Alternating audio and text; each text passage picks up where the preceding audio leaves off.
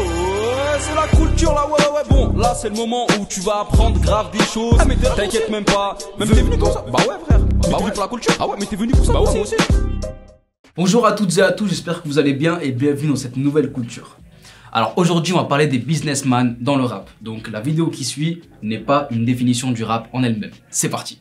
Le rap est un genre qui valorise l'argent mais le succès avant tout. Bien que le pouvoir et le respect se disputent la deuxième place, tu vois. Beaucoup de rappeurs utilisent des mots, un style, des punchlines, des images soigneusement conçues pour se vendre au plus grand nombre. La plupart sont partis de rien pour arriver au sommet.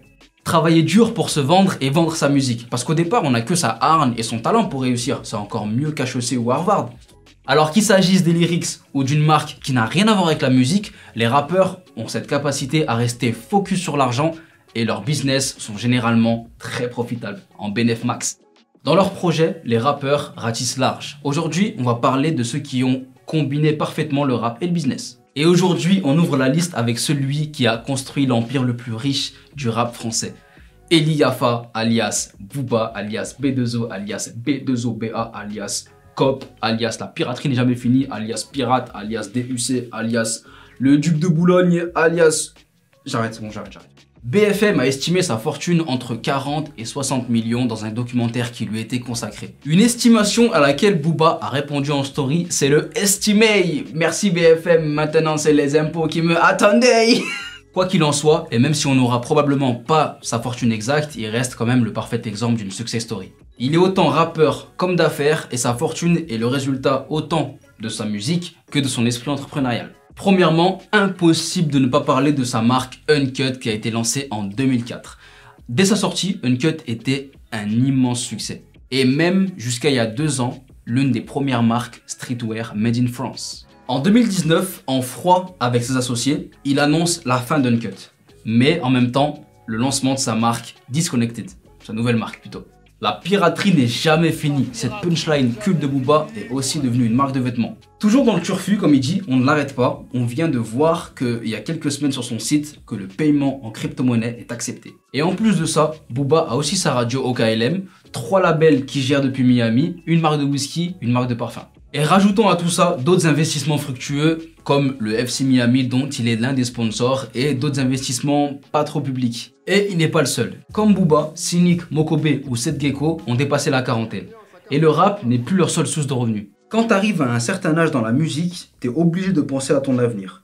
Il vaut mieux prévoir le futur que d'attendre qu'il te tombe sur la gueule parce que ton buzz est redescendu. Ça, c'est ce que nous dit Cynic qui a ouvert son premier salon de tatouage en 2014 qui s'appelle Watch My Tattoo dans le 14e arrondissement de Paris et son 2e en 2020. Seth Gecko consacre également la majeure partie de son temps à ses business. Première expérience, il ouvre un bar à Patong en Thaïlande en 2014.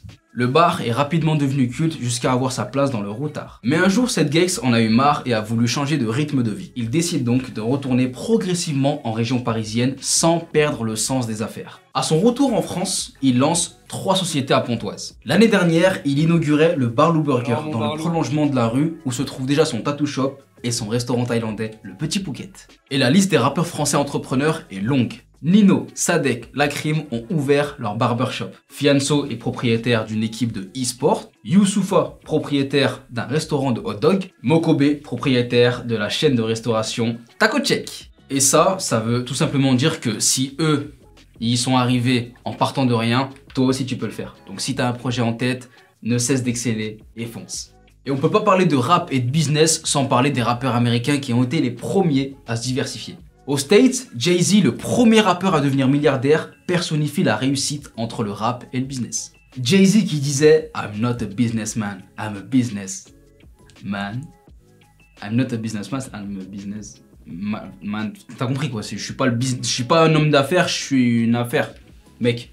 Car bien sûr, ça aide de lancer une marque quand on est soi-même une marque. Et ça, c'est la première leçon qu'on peut tirer des rappeurs entrepreneurs. Travailler son personal branding et capitaliser dessus, utiliser son réseau et avoir une histoire derrière sa marque.